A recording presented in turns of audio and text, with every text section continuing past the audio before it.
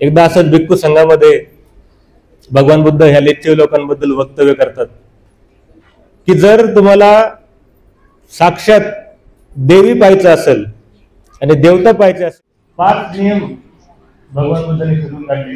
या 5 नियमांवर संपूर्ण सृष्टी, संपूर्ण विश्व अवलंबून आहे. भंते आनंदांना भगवान बुद्धांनी घोषणा केली की मी 3 महिन्यानंतर माझं देह त्यागणार आहे. एक उपदेश भगवान बुद्धांचा, ज्यावर आज भारताची लोकशाही अवलंबून आहे, भारताचं संविधान अवलंबून. महाकारुणिक तथागत गौतम बुद्धांना, त्यांच्या सधर्माला, पूज्य भिक्खू संघाला हृदयपूर्वक कृतज्ञता व्यक्त करतो. सर्वच थोर संत, युग पुरुष, महापुरुष, सर्वच महामातांना, ज्यांनी सधर्माच्या प्रचारासाठी, स्वातंत्र्य, समता, न्याय, बंधुत्वाच्या स्थापनेसाठी त्याग केला, बलिदान केले. हृदयपूर्वक कृतज्ञता व्यक्त करतो. महामानव, बोधिसत्व, विश्वरत्न, भारतीय राज्यघटनेचे एकमेव शिल्पकार डॉक्टर बाबासाहेब आंबेडकरांची आज या ठिकाणी हा कार्यक्रम आपण घडून आणत आहोत. या विज्ञान प्रभू बुद्धीवरची संपूर्ण कमिटी, संचालक, इथे जोडलेले सगळे उपासक उपासिका वर्ग, दी बुद्धी सोसायटी ऑफ इंडियाचे संपूर्ण या बेकराई परिसरातील, पुणे जिल्हा परिसरातील सर्व स्तरातील संपूर्ण पदाधिकारी असतील, कार्यकर्ते असतील, तसेच समता सैनिक दलातील वरिष्ठ आणि सगळेच त्या ठिकाणी धर्मबांधव असतील, सर्वच सामाजिक, धार्मिक, राजकीय क्षेत्रातील सन्माननीय उपासक उपासिका, आपल्या सर्वांना सविनय नमो बुद्धाय सेवले देईल.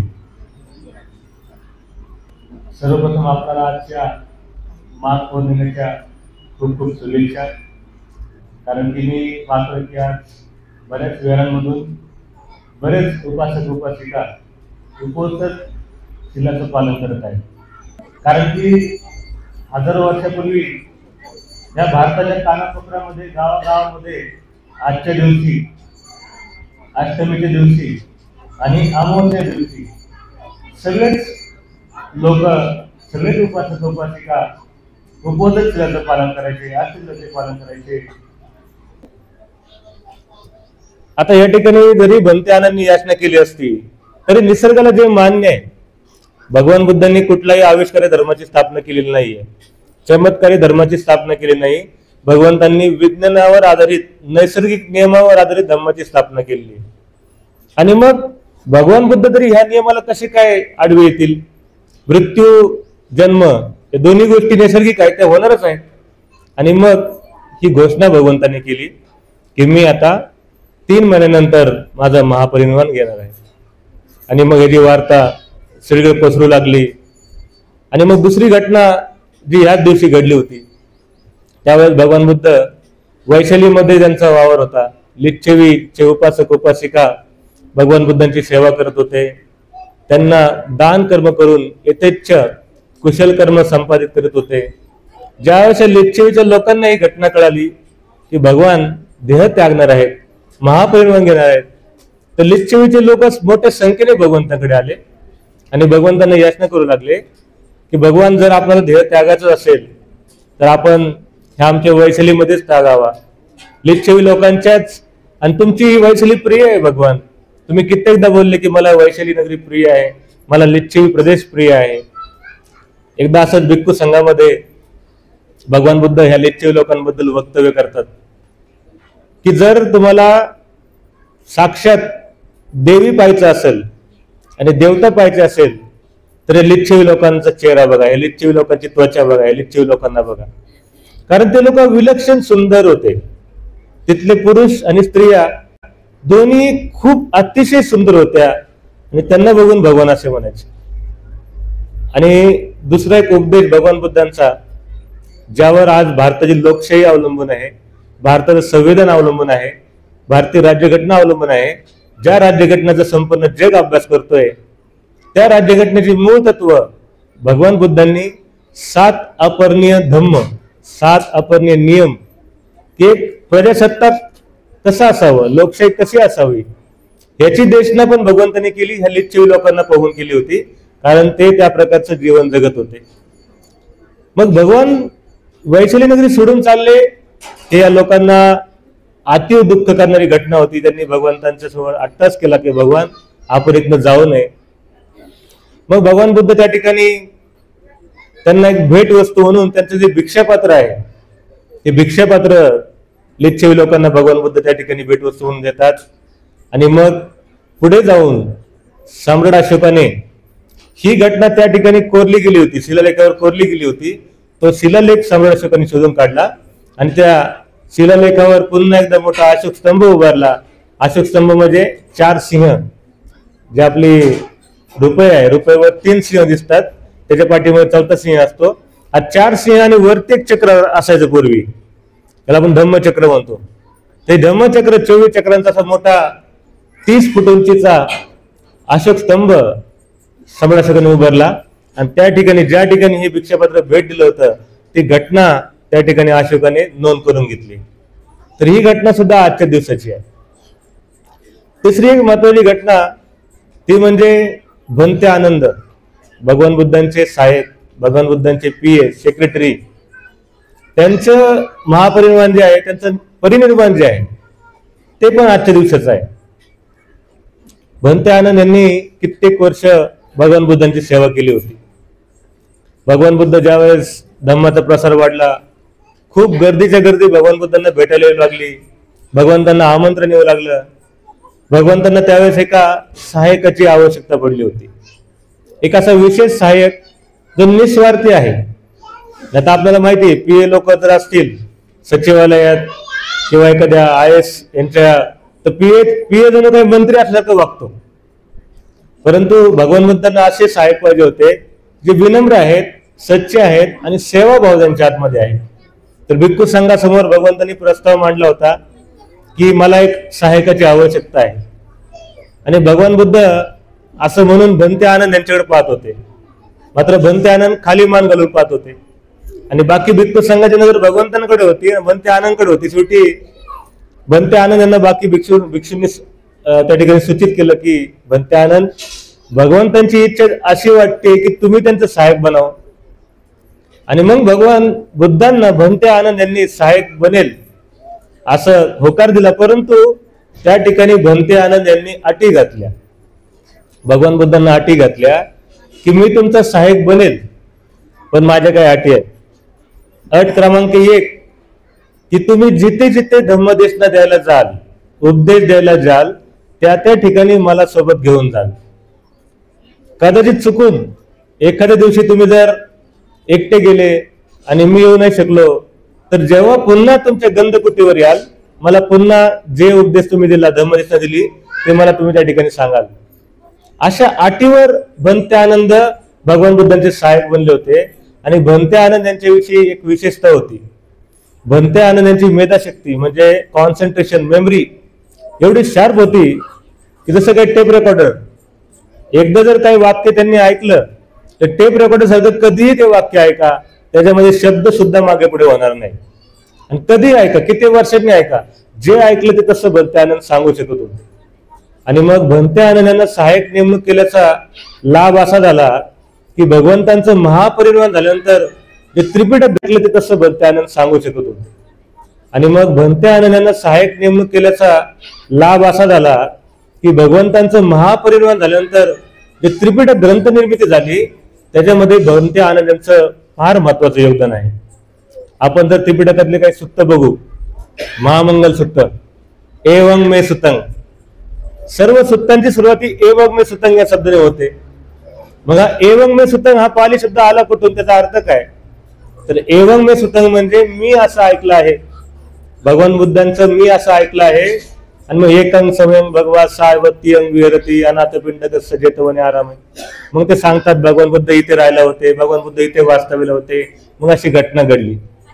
तर मग ह्या भंते आनंद यांचं ज्यावेळेस परिनिर्वाणाची वेळ आली त्यावेळेस एक घटना घडली. भगवान बुद्धांनंतर अवघ्या 3 ते 4 महिन्यात भंते आनंद सुद्धा अरंत बनले, ते सुद्धा मुक्त झाले, ते सुद्धा बुद्ध झाले. आणि मग त्यांचं जे कर्तव्य पूर्ण झाल्यानंतर त्यांच्या मनामध्ये इच्छा उत्पन्न झाली की आता मी सुद्धा माझा देहत्याग केला पाहिजे. बनते आनंदांचं वास्तव्य राजगृहमध्ये होतं. मगधची राजधानी राजगृह या ठिकाणी. तो प्रदेश राजा अजातशत्रू यांच्या अधीन होता.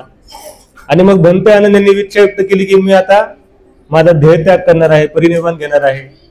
आणि माझा देहत्याग करायची इच्छा माझी वैशाली इथे जाऊन आहे. वैशाली या ठिकाणी जाऊन परित्याग करावा अशी माझी इच्छा आहे. आता ही गोष्ट अशी होती की जे मगधचे लोक होते, राजा अजातशत्रूचे जे अनुयायी होते, त्यांना ते आवडलं नाही. त्यांनी जाऊन महाराजांना सांगितले की महाराज, बनते आनंद परिनिर्वाण घेत आहेत, परंतु ते वैशालीमध्ये जाऊन घेत आहेत. तर राजा स्वतः, मंत्रीगण, सर्व मोठा जनसमुदाय घेऊन बनते आनंद यांच्याकडे गेला. त्यांना पंचांग प्रणाम केलं आणि त्यांना याचना केली, विनंती केली की बनते, आपण परिनिर्वाण जे आहे ते आमच्या नगरीमध्ये घ्यावं. परंतु तोपर्यंत बनते आनंद यांचा प्रवास सुरू झाला होता. ते राजगृहाचं जे शेवटचं सीमा आहे, ती सीमामध्ये नदी होती, गंडकी नावाची नदी होती. त्या नदीच्या सीमेकाठी बनते आनंद येऊन थांबले होते. आणि वैशालीचा प्रदेश सुरू होणार होता. ते लोकांना ही वार्ता कळली की बनते आनंद आपल्याकडे येत आहेत. तर वैशाली लिच्छवी लोक नदीच्या त्या किनाऱ्यावरून थांबले. त्यांचे राजे, त्यांचे मंत्रीगण मोठ्या संख्येने त्यांचे वाट पाहत होते. आणि इकडून राजा अजातशत्रू त्यांचे मंत्रीगण मोठ्या संख्येने त्यांच्या पाठीमागे याचना करायला की बनते, तुम्ही आमच्याकडे परिनिर्वाण घ्या. लिच्छवी समूह म्हणतोय बनते, तुम्ही वैशालीकडे या. बनते आनंद पेच प्रसंगात पडले की नक्की मी कुठे आता परिनिर्वाण घेऊ. तर दोन्ही बनते आनंद प्रिय होते. ते बरोबर गंडकी नदीच्या मध्य ठिकाणी गेले आणि त्या ठिकाणी त्यांनी आपला देहत्याग केला, परिनिर्वाण केलं.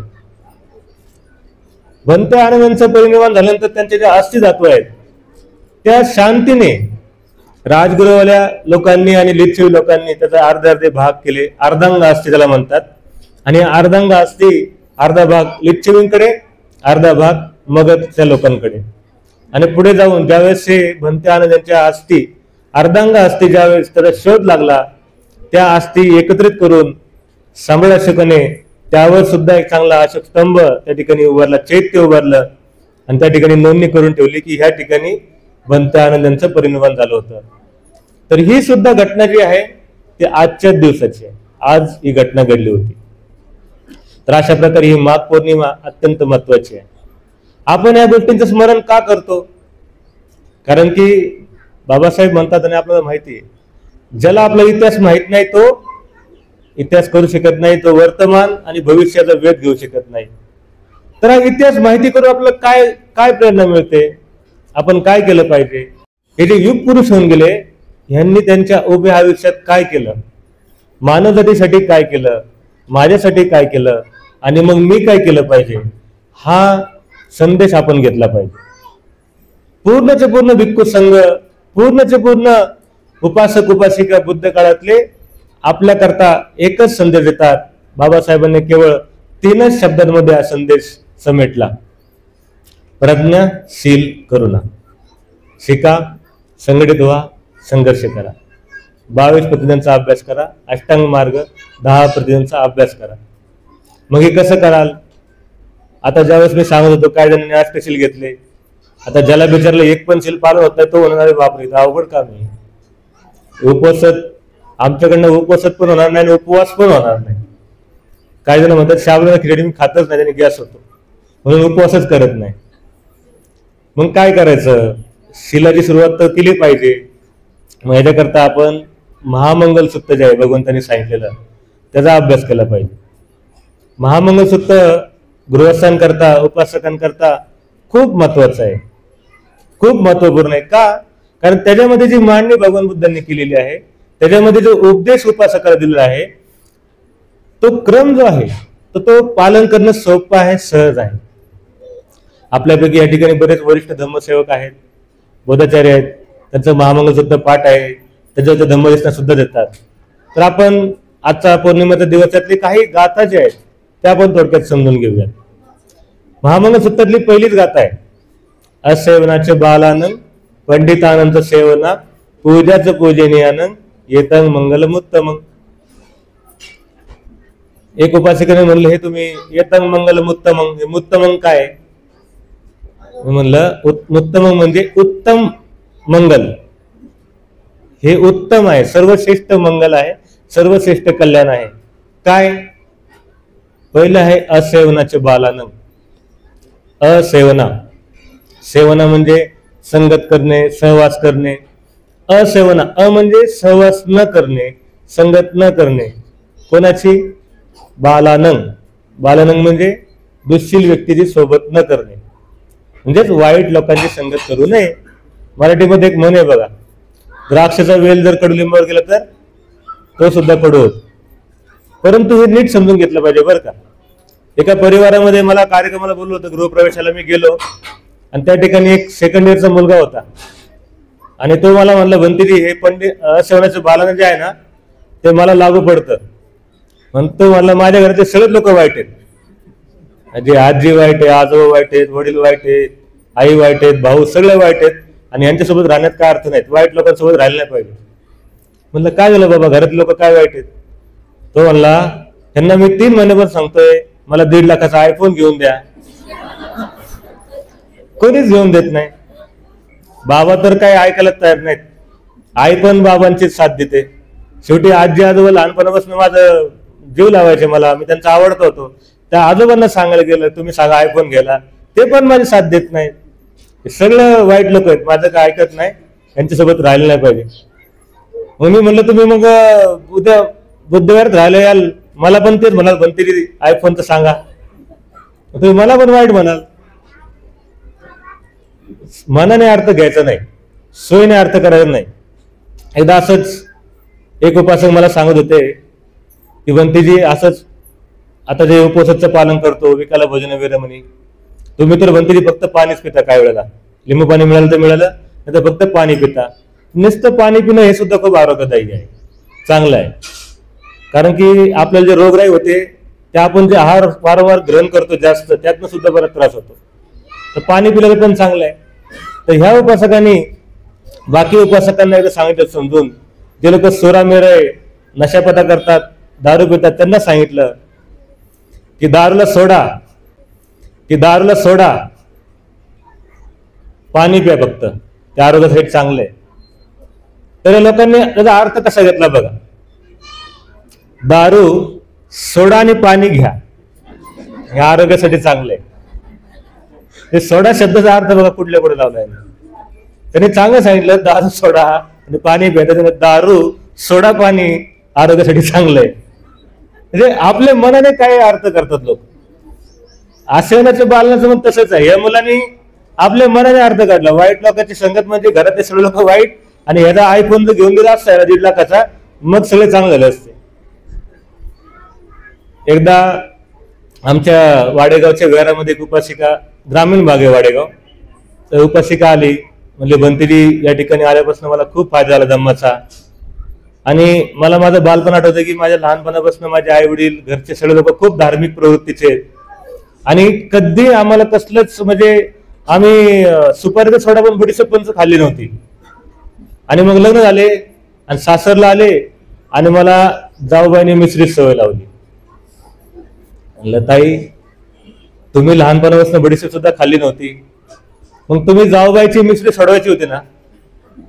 जाऊबाईने मिश्रित सवय लावली, सासूबाईनी चला हवा येऊ द्या, नाही हवं याची सवय लावली. म्हणजे तुमच्या चांगल्या सवयी जर होत्या तर मग तुम्ही कसं काय मग हवा येऊ द्या बघायला लागला, तुम्ही कसं काय मिश्री लावा लागला, आणखीन काय काय काय काय. मग बुद्ध म्हणतात पंडित आनंद सेवना. जे सिलवान लोक आहेत, जे सज्जन लोक आहेत, जे चांगले लोक आहेत, त्यांची सोबत वारंवार आपण केली पाहिजे. मग तुमच्यामुळे तुमचे सासू आणि तुमचे जाऊन आनंद बदलल्या पाहिजे होते, तुम्ही कसे काय बदलले. बुद्ध विहारामध्ये आज ही जी कमिटी आहे, प्रगंजे असतील, राजू सर असतील किंवा अन्य सर्व आहेत, पवाळे सर आहेत, आपण सर्व कमिटी आहेत, समता सैनिक दल आहेत, बोधाचार्य आहेत, या सगळ्यांचा जो प्रयत्न आहे, बुद्ध विहारातलं कार्य चिरंतर ठेवण्याचा जो प्रयत्न आहे, त्याच्या मागचा केवळ एकच उद्देश आहे, पंडित आनंद सेवना. या ठिकाणी तुम्हाला चांगले चांगले भंतेरी येतात, चांगले चांगले धम्मप्रचारक येतात, त्यांचा धम्माचा अनुभव सांगतात, आणि तो अनुभव ऐकून तुम्हाला धम्माप्रती प्रेरित करतात आणि तुमचं जीवन चांगलं करतात. हे पंडितांचं सेवनामध्ये आपण बुद्ध विहारात वारंवार गेलं पाहिजे. धम्मप्रवण व्यक्तींचा सहवास वारंवार केला पाहिजे, जेणेकरून आपल्या जीवनातील अकुशल कर्मांचा जो साठा आहे, अकुशल कर्म जे आपल्याकडनं कळत नकळतपणे होतात ते कमी व्हायला सुरुवात होते आणि कुशल कर्मांचा साठा वाढू लागतो. आणि मग पूजाचं पूजनीयानं एतं मंगलमुत्तमं, पूजाचं पूजनीयानं, जे व्यक्तिमत्व पूजनीय आहे त्यांची पूजा केली पाहिजे. आपल्याकरता कोण कोण पूजनीय आहेत? आपल्याकरता भगवान बुद्ध पूजनीय आहेत, बाबासाहेब आंबेडकर पूजनीय आहेत. आपल्याकरता सर्व थोर संत युग पुरुष महापुरुष ज्यांनी स्वातंत्र्य समता न्याय बंधुत्वाची स्थापना केली हे सगळेच महापुरुष पूजनीय आहेत. पण त्यांची पूजा कशी करायची? 14 एप्रिल आलं की ते भीमाचं गाणं डीजेवर, ते कुठलं गाणं आहे त्याच्यावर नाचतात. एकदम घामाघूम होईपर्यंत फक्त उपासक नाही तर लेडीज पण नाचतात. मग एका मुलाला म्हटलं, अरे काय रे बाबा, डान्स केला नाचून तुला काय फायदा झाला? तुला म्हणते खूप व्यायाम होतो. शरीरातनं घाम निघतो, खूप व्यायाम होतो. चांगलं बाबा, माझा विरोध नाहीये, श्रद्धा व्यक्त करता बाबासाहेबांविषयी बुद्धांविषयी आनंद आहे. परंतु खरी पूजा बाबासाहेबांची, त्यांचे जे विचार आहेत ते आचरणामध्ये आणून होणार आहे. केवळ डीजेवर नाचून पूजा होणार नाही, सार्थक पूजा होणार नाही. एक MPSC करणारा मुलगा विहारामध्ये आला आणि अत्यंत दुःखी होता, डोळ्यातनं त्याचं पाणी आलं. मला बनतेजी मला माफ करा, माझ्याकडनं काही चुकावं लागलं. ठीक आहे तुम्ही रडू नका म्हणलं, पहिल्यांदा शांत व्हा, काय चूक झाली? आणि मला हल्ली व्यसनाधीन मी व्हायला लागलोय, मला हल्ली दारूचं व्यसन लागले, मला माफ करा. मी म्हणलं का, असं का झालं, हल्ली का व्हायला लागलं, पूर्वी का नव्हतं? तो म्हणला मी प्रिलियम परीक्षा पास झालो, मेनची पण परीक्षा पास झालो आणि इंटरव्ह्यू द्यायच्या अगोदर मी होरळलो. म्हणजे काय? म्हणलं मी मग मित्रमैत्रिणी जवळ आले ते पण दूर गेले, आता अभ्यास करणं पण कठीण झालंय.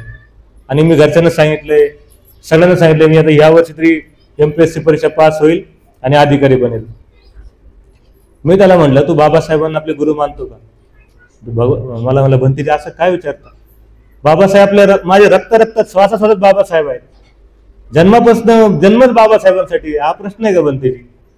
मग म्हणलं तू आत्ता म्हणतोय मला व्यसन लागली, तुला टेन्शन आलं म्हणून तू व्यसनाधीन झाला. मग बाबासाहेब रक्त रक्तात आहेत तर बाबासाहेबांना किती त्रास झाला असेल बरं? आपल्याला हा सोन्याचा दिवस देण्यासाठी बाबासाहेबांना किती त्रास झाला असेल. उच्च शिक्षित होणे, कोलंबियामध्ये जाणे, लंडनला जाणे, पाली भाषा दुसरीकडून जाऊन शिकणे, संस्कृत भाषा शिकणे, 16-17 भाषा शिकणे, असं कुठलंही शास्त्र नाही ज्याच्यामध्ये बाबासाहेबांचा अभ्यास नाही.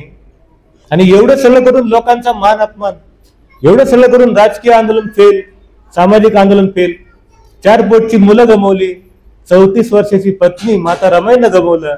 बाबासाहेबांना टेन्शन किती होतं रे म्हणलं बाळा. तू म्हणतो या छोट्याशा तुझ्या MPSC करता तू दारू प्यायला लागला, मग बाबासाहेबांना टेन्शन किती होतं? मग त्यांच्याकडे 4 ड्रमा साहेब आले होते. लाज वाटली पाहिजे.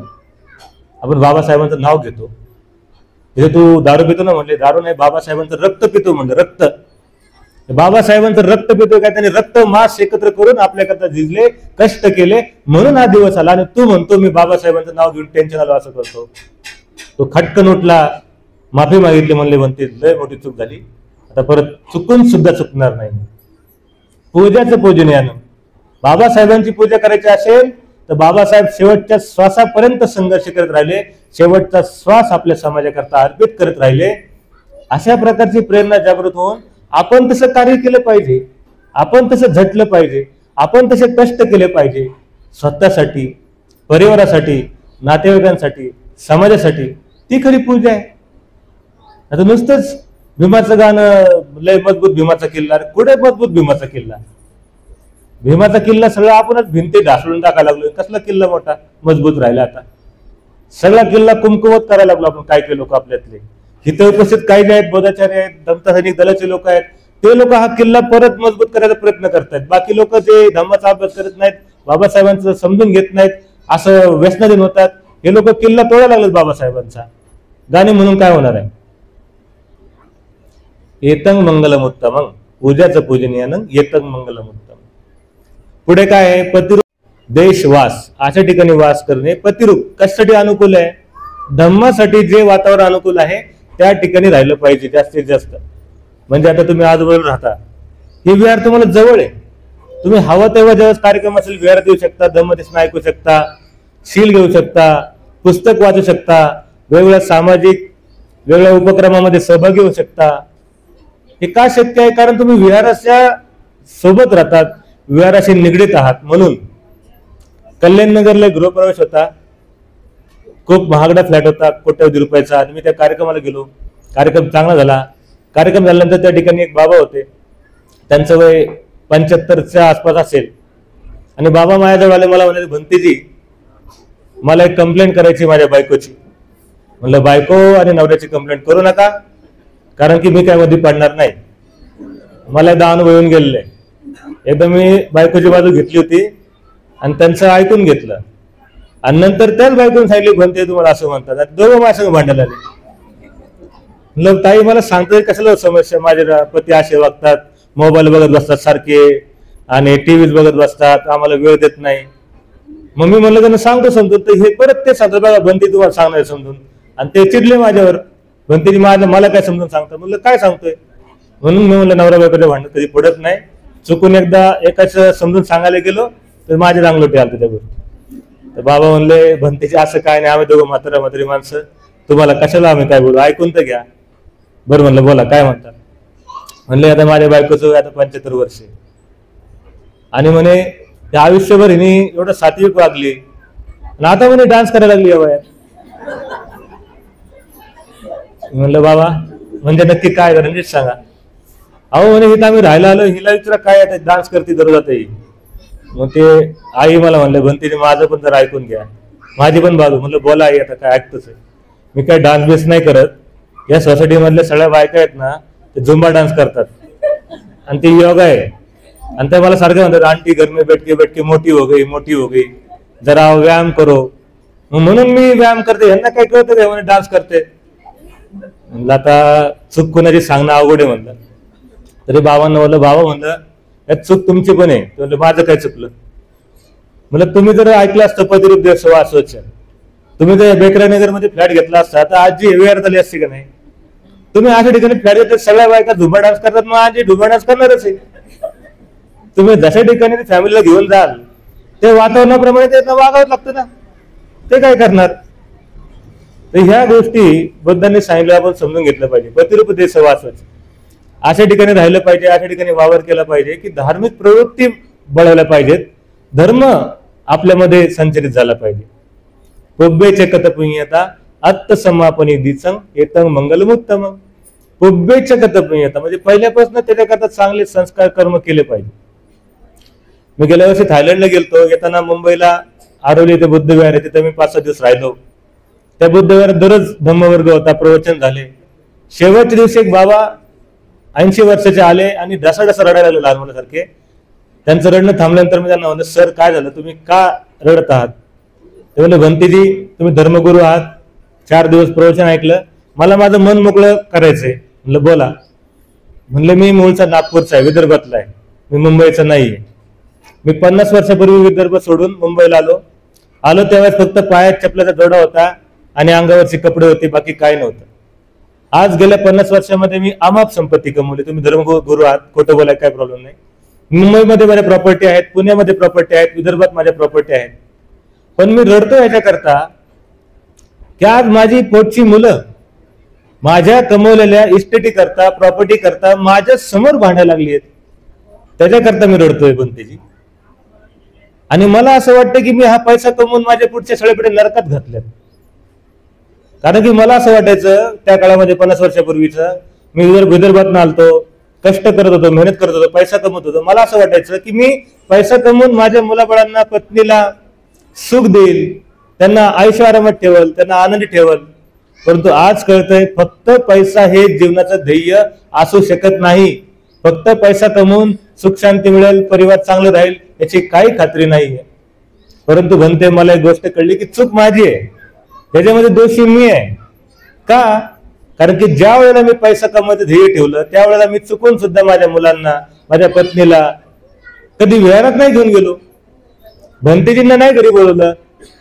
बोधाचार्य किंवा धम्माचं कार्य मी कधी केलंच नाही, त्यामुळे खरा दोषी मी आहे.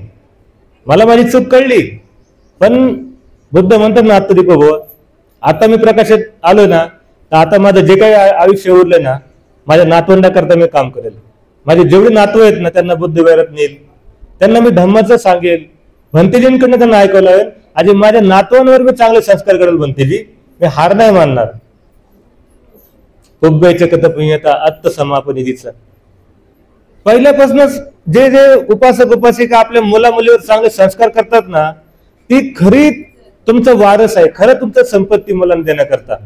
मी अनुभवने या गोष्टी सांगतोय. बरेच उपासक उपासिका फक्त पैसा, साडीमाडी गाडीमध्ये ज्यांचं आयुष्य गुरफटलेलं आहे, त्यांना आज आश्रूंशिवाय काहीच भेटत नाहीये. खूप घरामध्ये वेगवेगळ्या प्रकारची समस्या, प्रॉब्लेम निर्माण झालेले आहेत. मग जे जे तुमच्यासारखे उपासक उपासिका आपल्या छोट्या मुलांना या ठिकाणी विहारात आणतात, वारंवार विहाराच्या उपक्रमात सम्मिलित करतात, त्यांना भविष्य घडायची गरज नाहीये. कारण धम्म शब्ददानं धम्मदानं दिनाती, शब्दरसं धम्मरसं दिनाती. धम्मासारखा उत्तम रस, धम्मासारखी उत्तम टेस्ट, धम्मासारखा उत्तम आनंद जगात कशातही नाहीये. हे कधी कळाल? ज्यावेळेस आपण धम्म शिकू तेव्हाच कळेल ना. पुढे काय म्हणतात बुद्ध? भाव सच्च सिंपंच विनय सुशिकिता सुभाषिताची या वाचा येतंग मंगलम उत्तम. भाव सच्च म्हणजे बहुज्ञानी बनलं पाहिजे. बहुज्ञानी म्हणजे काय? फक्त एकाच अँगलने नाही बघायचं. एकच गोष्ट आहे तिला 10 अँगलने बघितलं पाहिजे. जसं की आता मी धम्मनिष्ठा देतोय, तर मी तुमच्या पण अँगलने मला बघितलं पाहिजे की अरे लोक कधीपासून वाट बघत होते. एकतर मी उशीर केलाय, आता यांना भूक लागली असेल किंवा ते वाट बघत असेल साधू साधू बनायची, आणि तरी मी धम्मनिष्ठा देत राहिलो, तर परत ते म्हणतील असे भंतेरी हुशार आहेत कवर पण धम्मनिष्ठा देतात, इथं आलंच नाही पाहिजे. ते मला कळलं पाहिजे ना तुमच्या मनात काय चाललंय.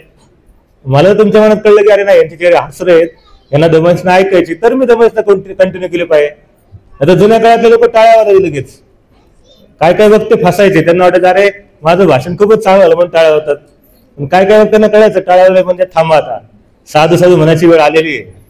त्यामुळे भाव सच्च आपल्याला कळलं पाहिजे समोरच्या मनात काय चाललंय. त्यामुळे मी पण धम्मनिष्ठा जास्त लांबवणार नाही, मला पण पुढे जायचंय. तर भाव सच्चा फायदा काय होता सांगतो.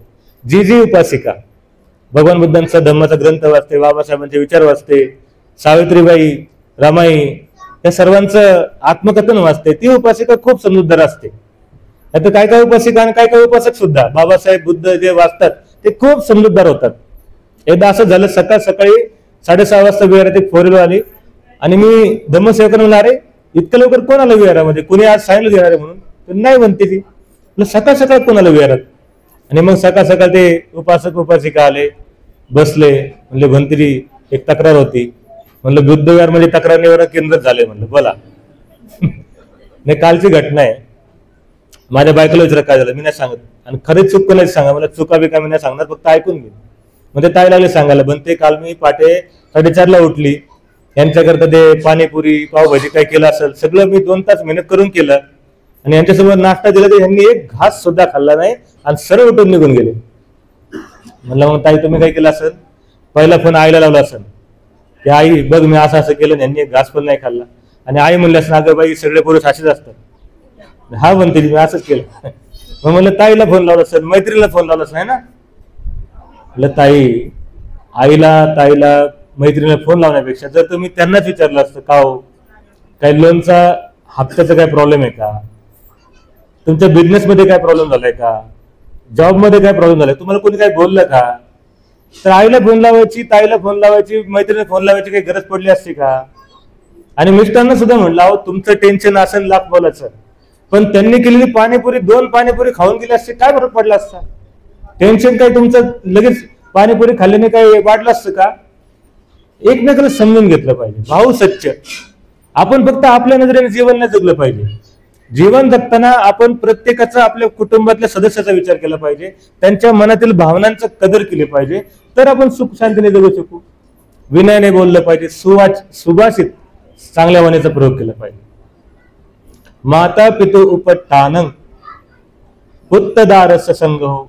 आई वडिलांचा सांभाळ करणे, त्यांची सेवा करणे ही सर्वात मोठं उत्तम मंगल आहे भगवान बुद्ध म्हणतात.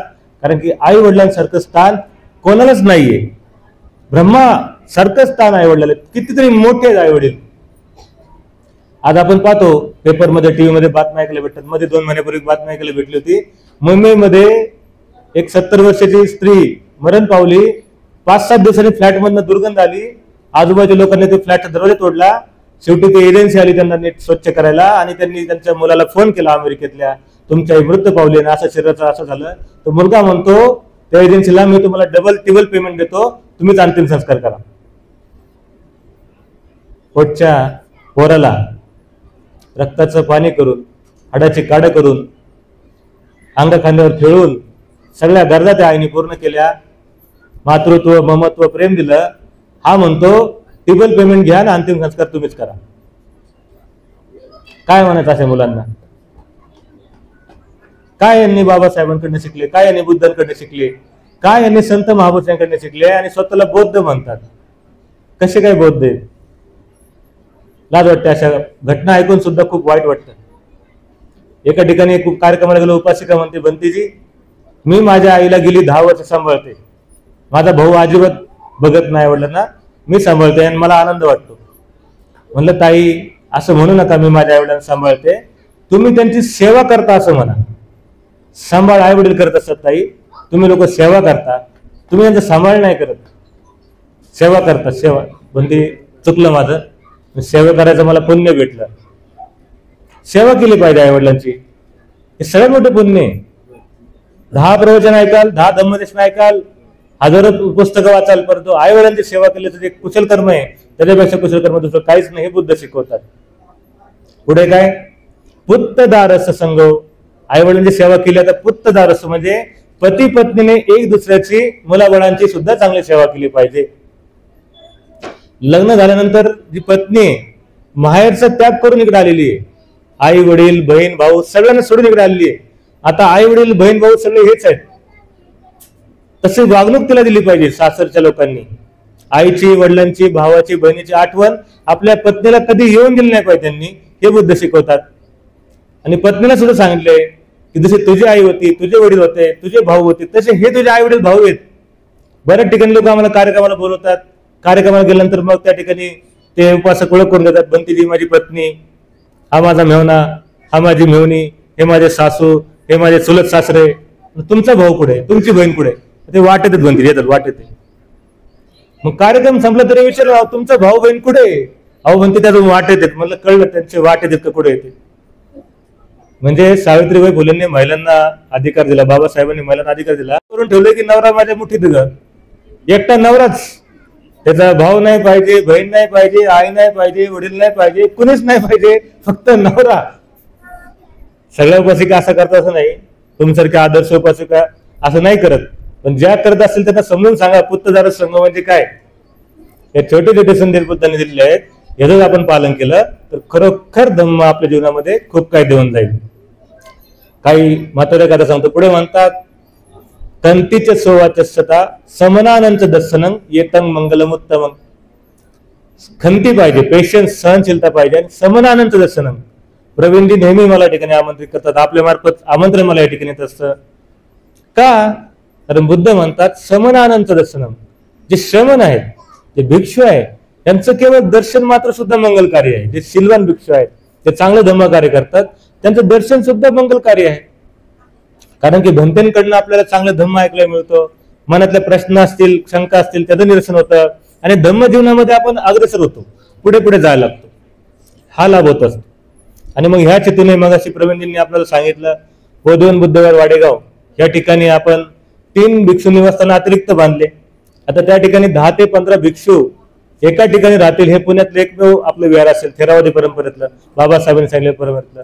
10 ते 15 भिक्षू राहतील. सामनेर शिबिराचं सतत आयोजन त्या ठिकाणी करता येईल दर महिन्याला. याच्या व्यतिरिक्त आपण बाथरूम, टॉयलेट, कंपाऊंड वॉल खूप मोठं त्या ठिकाणी आपण उपासकांनी स्वतःहून त्या ठिकाणी मदत केली आहे. तर उद्या त्याचा कार्यक्रम आहे. जवळपास पुणे जिल्ह्यातल्या 26 बुद्धविहाराची लिस्ट करून त्या प्रत्येक बुद्धविहाराला मी व्यक्तिगत आमंत्रण दिलेलं आहे. आपल्या बुद्धविहाराचं नाव सुद्धा त्यात आयोजक म्हणून आहे. तर अशी मी अपेक्षा करतो की उद्या सर्व आपण बोधवन बुद्धविहार वाडेगाव या ठिकाणी याल, आपल्या उपस्थितीने त्या कार्यक्रमात शोभा वाढवाल, आणि समनानंत दर्शनं येतं मंगलमुत्तमं. ह्या महामंगल सूत्राचा आपण प्रत्यक्ष त्या ठिकाणी लाभ घ्याल. धम्मावर बोलेल तेवढं कमी आहे, परंतु बुद्धही म्हणतात नतावता धम्मधरो यावता भोभासती योच्या पंबिसत्वानं धम्मं काय न पसती. धम्मावर किती लाख बोललं आणि किती लाख ऐकलं म्हणून धम्मधर होत नाही. धम्मं काय न पसती.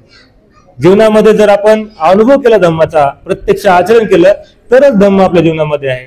म्हणून हे सगळं सांगितलेलं जर आपला आचरणाचा भाग बनला तर नक्कीच आपलं जीवन सुख शांतीकडे, आनंदाकडे, स्वातंत्र्य, समता, न्याय, बंधुत्वाकडे, बाबासाहेब बुद्धांच्या विचारांकडे जाऊन आपल्या जीवनाचा उत्कर्ष होईल, विकास होईल आणि इतरांच्या उत्कर्ष विकासाला आपण मदत करू.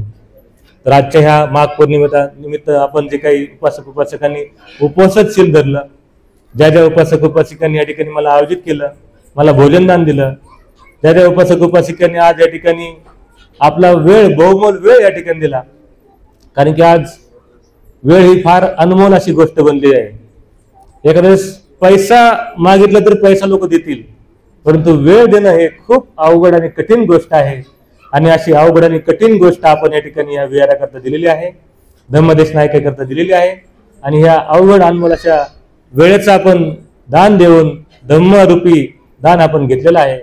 या धम्मदानाने खरोखरच हृदयापासून मंगल कामना करतो की आपल्या सर्वांना खूप खूप निरंतर दीर्घकाळ असं सुख मिळो, शांती मिळो, संपत्ती मिळो, समृद्धी मिळो, निरोगी आयुष्य मिळो, दीर्घ आयुष्य मिळो.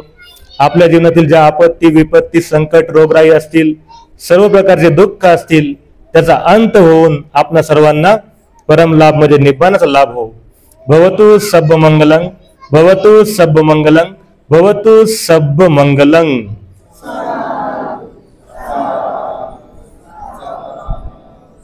सुखी हो, मंगल हो, कल्याण.